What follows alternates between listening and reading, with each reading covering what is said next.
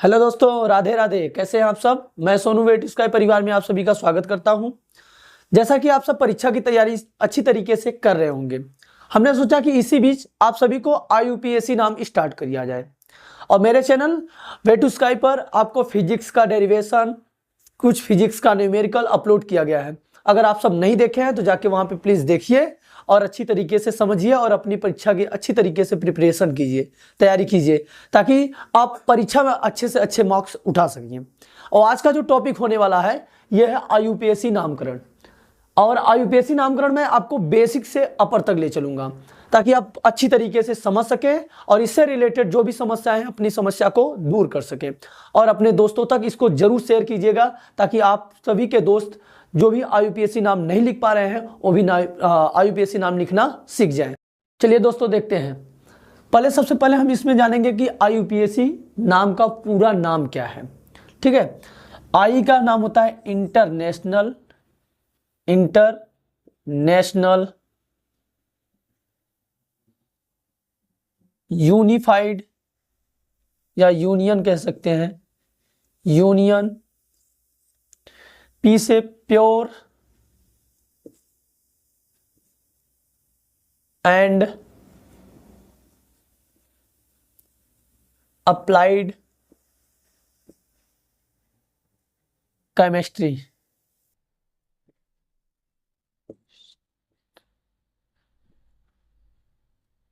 इसका IUPAC का जो पूरा नाम है international union pure and applied chemistry. ठीक है दोस्तों, आपको समझ में आ रहा है। अभी इसका पहले मैंने सोचा कि आपको पूरा नाम बता दें, ठीक है ना। अब हम समझते हैं कि इसमें IUPAC नाम में होता क्या है। सबसे पहले देखिए कार्बन, ये क्या है, कार्बन। कार्बन का जो प्रतीक होता है वह क्या होता है, C होता है। कार्बन का जो प्रतीक होता है क्या होता है, C होता है। इसका जो परमाणु क्रमांक होता है कितना होता है, 6 होता है। और जो परमाणु भार होता है इसका कितना होता है, 12 होता है। तो हम इसके इलेक्ट्रॉनिक विन्यास के आधार पर इसकी सजगता के बारे में समझ लेते हैं। जब इसका आप इलेक्ट्रॉनिक विन्यास करेंगे बोरबरी के नियमानुसार तो इसका पहले कोष में कितना हो जाएगा, 2। उसके बाद कितना हो जाएगा, 4।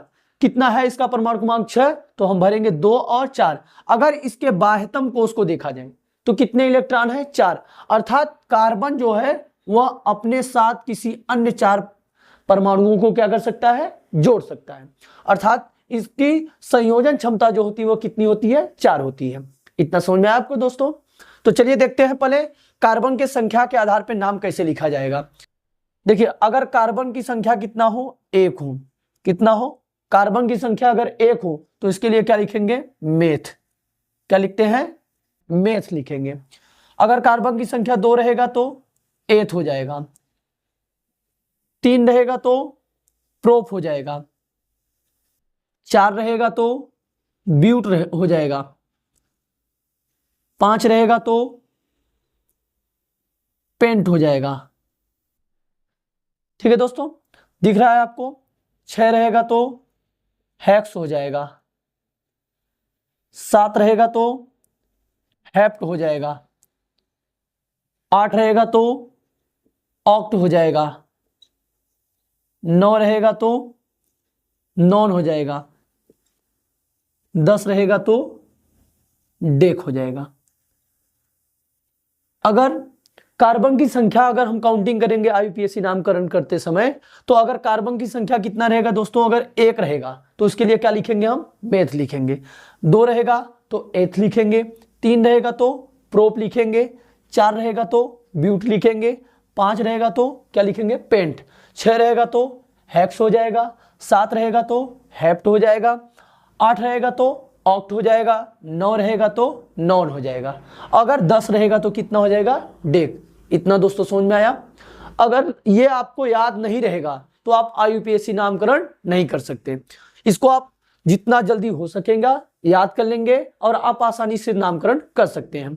अगर सपोज दैट कार्बन के बीच एकल बंध रहेगा, अगर कार्बन कार्बन के बीच कितना रहेगा, एकल बंध रहेगा, तो ये किसके अंतर्गत आता है, आपका एल्केन के अंतर्गत आता है। इसके लिए क्या लिखेंगे, एन लिखेंगे। अगर डबल बंध आएगा तो इसके लिए क्या, डबल बंध के लिए क्या लगेगा, एल्कीन के अंतर्गत आएगा तो इसके नामकरण के दौरान क्या लगाएंगे, इन लगाएंगे। क्या लगाएंगे, इन लगाएंगे। अगर कार्बन कार्बन के मध्य कहीं ट्रिपल बॉन्ड दिखेगा, 3 बंध दिखेगा, तो इसके लिए क्या लगाएंगे, आयन लगाएंगे, क्योंकि यह किसके अंतर्गत आता है, एल्काइन के अंतर्गत आता है। ठीक है दोस्तों, इतनी चीजें समझ में आई। अगर आपको स्क्रीनशॉट लेना हो तो इसका स्क्रीनशॉट ले लीजिए, तब तक मैं मिटाता हूं और आपको बताता हूं। चलिए दोस्तों, अभी मैंने बताया क्या कि अगर यौगिकों के पीछे कैसे नाम लिखेंगे। अगर आपका एल्केन रहेगा, एल्केन के बीच जो होता है, इसमें कार्बन कार्बन के मध्य क्या होते हैं, एकल बंध होते हैं। इसके लिए जो उसका यौगिक के पीछे नाम लिखेंगे, क्या लिखेंगे, एन लिखेंगे। क्या लिखेंगे, एन। और इसका जो फार्मूला होता है CnH2n+2 होता है। कितना होता है, CnH2n+2 होता है। ठीक है दोस्तों। और अगर एल्कीन रहेगा, क्या रहेगा, एल्कीन, एल्कीन रहेगा तो कार्बन कार्बन के में अगर कहीं डबल बॉन्ड दिखेगा तो वो क्या होगा, आपका एल्कीन। इसके लिए क्या लगाएंगे, क्या लगाते हैं, इन लगाते हैं। क्या लगाते हैं, इन। और इसका जो फार्मूला होता है CnH2n होता है। ठीक है दोस्तों, समझ में आ रहा है आपको। अगला है आपका एल्काइन। एल्काइन में क्या होता है, इसमें कार्बन कार्बन के मध्य कहीं क्या होगा, ट्रिपल बंध दिखेगा। कितना दिखेगा, ट्रिपल बंध, 3 बंध। इसके लिए क्या लगाते हैं, आयन लगाते हैं। क्या लगाते हैं, आयन। दोस्तों यहाँ पे कार्बन की संख्या जितना रहेगा उसके अकॉर्डिंग हमें नियॉन का मान पता हो जाएगा, उतना हम हाइड्रोजन में गुणा कर लेते हैं ताकि हमें हाइड्रोजन की संख्या पता हो जाएगी। चलिए दोस्तों, अब शुरू करते हैं आपका आईयूपीएसी नाम। सबसे पहले एल्केन के अंतर्गत से शुरू करते हैं। आपका जैसे ये दिया है क्वेश्चन में CH3 CH2-CH2-CH3। ठीक है दोस्तों, ये आपका जैसे दे दिया और बोला कि इसका आईयूपीएसी नाम लिखने के लिए, तो आप कैसे लिखेंगे। सबसे पहले मैंने बताया आपको कार्बन की संख्या को काउंटिंग करना होगा। कहीं तो क्रियात्मक समूह तो दिख नहीं रहा है, तो हम क्या करेंगे, सबसे पहले सिंपली तौर पे कहीं चाहे इधर साइड से चाहे इधर साइड से हम क्या करेंगे, कार्बन की संख्या को काउंटिंग करते हैं। अगर हमें कार्बन की संख्या पता हो जाएगा तो मैंने बताया अभी इसको पहले कि इसके पहले कि कैसे कार्बन की संख्या अगर हमें जितना रहेगी उसके अकॉर्डिंग उसका नाम लिखेंगे। तो यहाँ पे काउंटिंग करते हैं, 1 2 3 4। कितना कार्बन है, 4 कार्बन के लिए क्या लगाते हैं हमने अभी जस्ट आपको बताया, क्या होता है, ब्यूट होता है। 4 के लिए क्या लगाते हैं, ब्यूट। और इसमें क्या जोड़ेंगे हम, देखिए कार्बन कार्बन के मध्य क्या है, एकल बंध, कहीं द्वितीयक बंध दिख नहीं रहा है, तो हम बताए एल्केन का अंतर्गत आएगा। उसके पीछे यौगिकों के पीछे क्या लगाते हैं, एन लगाते हैं। क्या लगाते हैं, एन। तो इसका पूरा नाम क्या हो जाएगा, ब्यूटेन। क्या हो जाएगा, ब्यूटेन।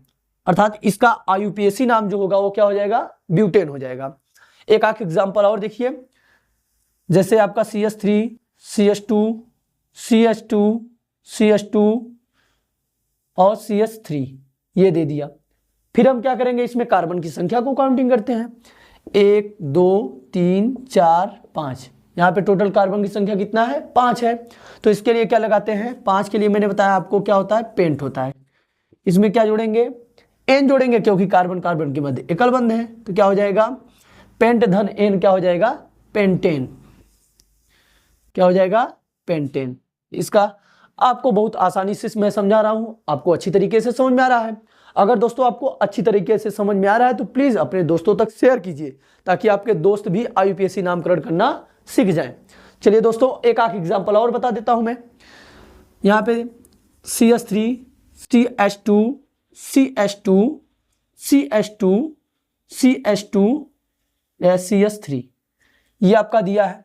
तो हम सबसे पहले मैंने बताया कि आपको कि कार्बन की संख्या की हम काउंटिंग करेंगे। जितना कार्बन रहेगा उसके कार्बन की संख्या का नाम लिखेंगे। उसके बाद कार्बन कार्बन के मध्य क्या एक बंध है कि द्विबंध है कि त्रिक बंध, तो उसके अकॉर्डिंग उसका हम नाम लिखेंगे। चलिए दोस्तों, यहाँ पे देखिए 1 2 3 4 5 6। हम किधर साइड से भी काउंटिंग कर सकते हैं। अभी कोई क्रियात्मक समूह है नहीं, सिंपली तौर पे हम किधर से भी, चाहे जिधर चाहे बाएं साइड से चाहे दाएं साइड से हम काउंटिंग कर सकते हैं। तो टोटल कार्बन की संख्या यहाँ पे कितनी है, 6 है। तो 6 के लिए क्या लगाते हैं हम, हेक्स लगाते हैं। क्या लगाते हैं, हेक्स। और इसमें क्या जोड़ देंगे, एन। क्या हो जाएगा, हेक्सेन। हेक्सेन। ठीक है दोस्तों, आपको अच्छी तरीके से समझ में आ रहा है। तो अगर स्क्रीनशॉट लेना हो तो इसका स्क्रीनशॉट ले लीजिए। तब तक मैं मिटाता हूं और अगला आपको एल्कीन के बारे में मैं बताता हूं उसका। चलिए दोस्तों देखिए यहाँ पे एग्जांपल है आपका इन से। हम काउंटिंग इसको इस सिरे से करेंगे जहां से डबल बॉन्ड नजदीक मिले। तो इधर से करते हैं 1 2 3 4 5। 5 के लिए क्या लगाते हैं? पेंट। क्या लिखेंगे यहाँ पे? पेंट हो जाएगा। और इसमें क्या लगाते हैं? उसके बाद डबल बॉन्ड कहाँ पे है? दूसरे नंबर पे। तो यहाँ लिखेंगे 2 और डबल बॉन्ड के लिए क्या लगाते हैं? अनुलग्न इन। तो क्या हो जाएगा? पेंटीन। 2 पेंटीन लिखिए, चाहे तो ऐसे आप कर लीजिए। ठीक है दोस्तों, आगे आपका एक एग्जांपल और बताता हूं। CH3-CH double bond CH2। ठीक है, इसका 2 और 2 मिला के कितना हो जाएगा? 4। ठीक है, अब इसको काउंटिंग करते हैं 1 2 3। या ऐसे डायरेक्टली इसका नाम लिख सकते हैं। प्रोप है तो क्या हो जाएगा? प्रोप में इन जोड़ देंगे, क्या हो जाएगा? प्रोपीन। क्या हो जाएगा? प्रोपीन। एक एग्जांपल और देख लीजिए इसका। CH3 single bond CH2 single bond CH2 single bond CH double bond CH2। ठीक है, 2 और 2 मिला के इसका कितना हो जाएगा? 4। इसका 2 और 1 3, 3 1, इसका कितना हो जाएगा? 4। यहां से काउंटिंग करते हैं 1 2 3 4 5।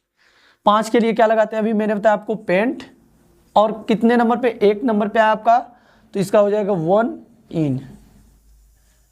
ठीक है दोस्तों, आपको अच्छी तरीके से समझ में आ रहा है, कोई दिक्कत नहीं हो रही है। अब इसके बाद मैं आपको आयन का एग्जांपल बता दे रहा हूं। जैसे यहाँ पे आ गया आपका CH3 single bond CH2 single bond C triple bond, उसके बाद आएगा CH, कितना हो जाएगा? CH 3 और 1, इसका मिला के कितना हो जाएगा? 4। अब इसका काउंटिंग करते हैं 1 2 3 4। 4 के लिए क्या लगाते हैं?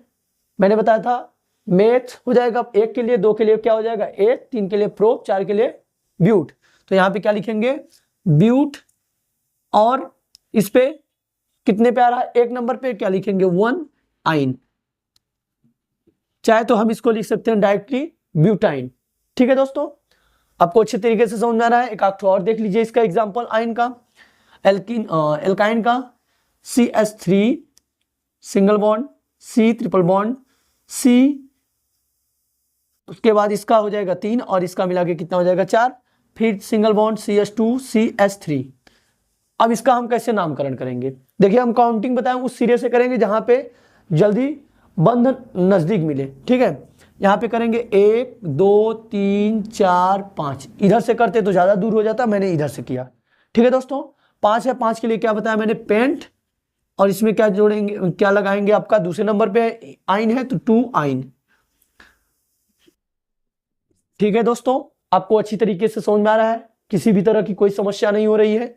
अगर आपको स्क्रीनशॉट इसका लेना हो ले लीजिए, अन्यथा आपको समझ में आ ही रहा है, आप आसानी से इसका नामकरण कर सकते हैं। चलिए अब एक आध दो हम आपको क्रियात्मक समूह वाला बता देते हैं, जहां पे कुछ अलग समूह, मेथिल समूह, एथिल समूह आके जुड़ जाता है, तो उसका नामकरण कैसे करते हैं।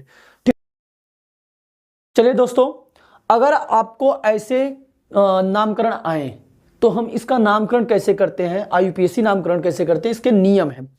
पहला नियम क्या है कि जो आपका लंबी कार्बन श्रृंखला है या कार्बन श्रृंखला जो है सबसे लंबी, उसको चुनते हैं। अर्थात सबसे पहले इसमें हम कार्बन श्रृंखला की सबसे लंबी श्रृंखला को चुनेंगे। उसके बाद हम उस सिरे से कार्बन श्रृंखला को काउंटिंग करते हैं जहां से क्रियात्मक समूह सबसे पहले मिले। ठीक है दोस्तों, अगर हम इधर से करते हैं 1 2 3 4, ये कितने नंबर पे आ रहा है? आपका 4 नंबर पे। और इधर से करते हैं 1 2 3, तो आपका सही मेथड यही है कि इधर से हमने काउंटिंग किया और क्रियात्मक समूह सबसे पहले मिला। तो ऐसे नामकरण के लिए आपको मैं अच्छी तरीके से नेक्स्ट वीडियो में बताऊंगा, ताकि आपको सरलता लगे और आप आसानी से इसको सीख सके। अगर आपको वीडियो अच्छी लग रही हो, प्लीज अपने दोस्तों तक शेयर कीजिए और एक प्यारा सा कमेंट कीजिए और लाइक जरूर कीजिए, ताकि हमें पता चले कि आपको अच्छी तरीके से समझ में आ रहा है। और कमेंट भी किया करिए, ताकि हमको ये भी लगे कि आपकी जो कमियां हैं मैं उसको दूर कर सकूं। ठीक है दोस्तों, अगर आप सब्सक्राइब नहीं किए हो मेरे चैनल को, प्लीज सब्सक्राइब कीजिए और स्वस्थ रहिए, मस्त रहिए। तब तक के लिए